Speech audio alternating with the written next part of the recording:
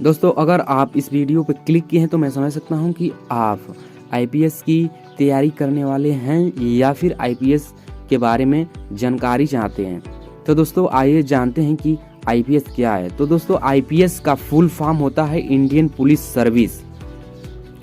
एक IPS officer बनना इतना आसान नहीं है। इसके लिए आपको कई एग्ज़ाम पास करने होते हैं, फिजिकल टेस्ट देने होते हैं, ट्रेनिंग होती है और फिर कई सारे टेस्ट होते हैं।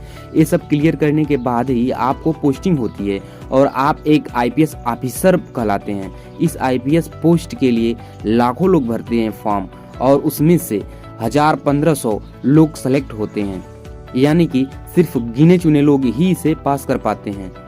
तो ऐसा इसीलिए क्योंकि कुछ लोगों को आईपीएस बनने के लिए जो रिक्वायरमेंट होते हैं उनके बारे में अच्छे से पता नहीं होता है। तो ऐसे में आपको पता होना चाहिए कि आईपीएस के लिए एलिजिबिलिटी क्या है, कितनी हाइट चाहिए, कितना चेस्ट होना चाहिए इत्यादि। आइए जान लेते हैं। दोस्तों IPS officer exam eligibility IPS बनने के लिए आपकी उम्र 21 से 30 के बीच में होनी चाहिए, लेकिन यहाँ पर SC ST कैंडिडेट के लिए 5 साल की छूट है। आपके पास बैचलर डिग्री होनी चाहिए किसी भी फील्ड में। आईपीएस एग्जाम को इंडिया, नेपाल और भूटान के लोग दे सकते हैं। आईपीएस ऑफिसर के लिए शारीरिक योग्यता क्या होती है देख लेते हैं। दोस्तों पुरुष के लिए कम से कम 165 सेंटीमीटर लंबाई होनी चाहिए।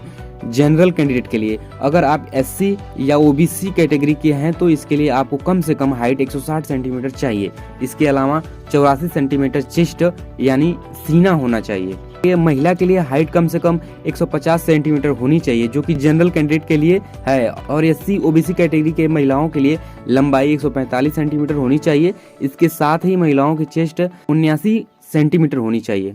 तो दोस्तों ये है कुछ रिक्वायरमेंट जो एक आईपीएस ऑफिसर में होनी चाहिए। तो अगर आपके पास ये सब क्वालिफिकेशन और शारीरिक योग्यता है तो ही आप इस एग्जाम में बैठ सकते हैं और एक आईपीएस ऑफिसर यानी पुलिस ऑफिसर बन सकते हैं।